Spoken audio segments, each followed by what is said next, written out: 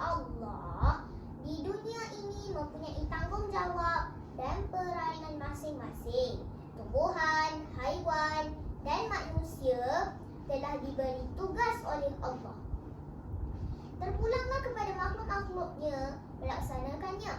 Manusia merupakan salah satu makhluk yang diciptakan oleh Allah dan diberi tanggungjawab banyak sekali berbanding dengan makhluk-makhluk yang lain.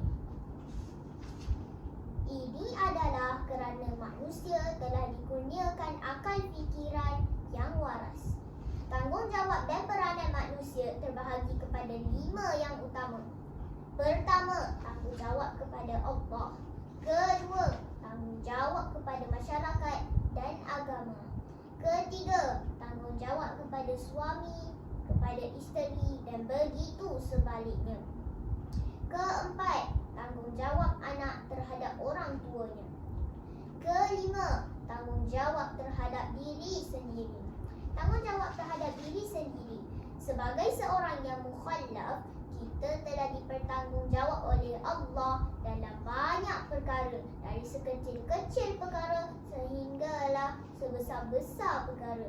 Setiap umat Islam, tanggungjawab terhadap diri sendiri adalah penting juga selepas tanggungjawab terhadap Allah, agama, masyarakat dan sebagainya. Tanggungjawab seorang Muslim. Sebagai seorang Muslim, kita mestilah menuntut ilmu selagi hayat dikandung badan. Sesungguhnya menuntut ilmu adalah suatu perkara yang sangat dituntut dalam Islam. Malah ia merupakan perkara yang wajib ke atas laki-laki dan perempuan-perempuan.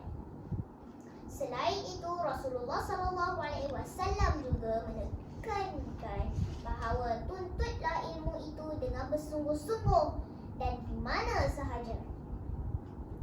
Selain itu juga, sebagai Muslim, kita dituntut menjaga akhlak dan tata susila dalam pergaulan seharian. Tunjukkanlah akhlak Islam yang kamil terhadap semua orang, termasuklah yang bukan Islam. Ini dapat mencerminkan betapa mulianya dan indahnya Islam di kacamata masyarakat. Laqad kana lakum fi Rasulillahi uswatun hasanah. Maksudnya, demi sesungguhnya adalah bagi kamu pada diri Rasulullah itu contoh ikutan yang baik. Menjadi seorang Muslim yang soleh.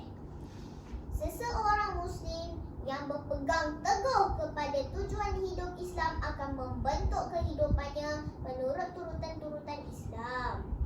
Ia akan membentuk hidupnya di atas landasan akidah yang sahih. Sentiasa menjaga kesejahteraan imannya dengan berpegang teguh dengan segala perintah Allah serta bersungguh-sungguh menjauhi larangan Allah.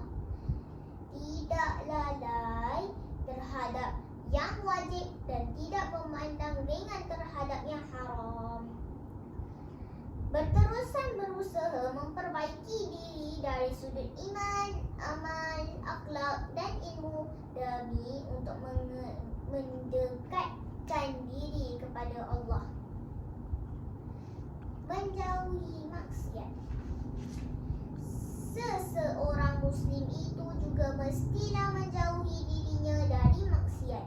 Untuk menjadikan iman jauh dari pengaruh maksiat, hendaklah seorang Muslim itu menjaga adab-adab yang telah ditunjukkan oleh Rasulullah SAW.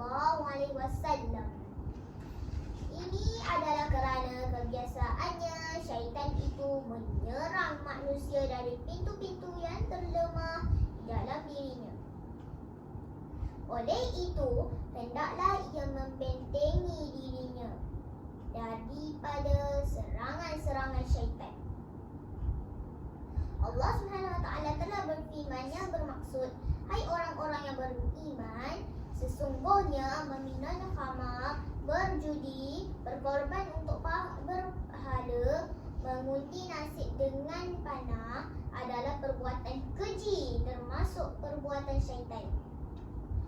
Maka jauhilah pertutulan itu agar kamu mendapat keuntungannya.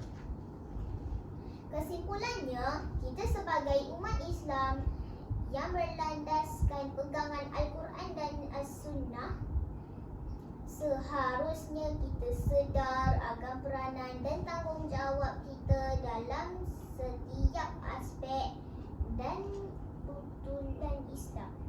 Sesungguhnya kita haruslah mengambil berat akan tanggungjawab dan peranan kita sebagai khafilah di muka bumi ini agar hidup kita diberkati dan diredai oleh Allah. Sampai sini saja saya berucap. Assalamualaikum warahmatullahi wabarakatuh.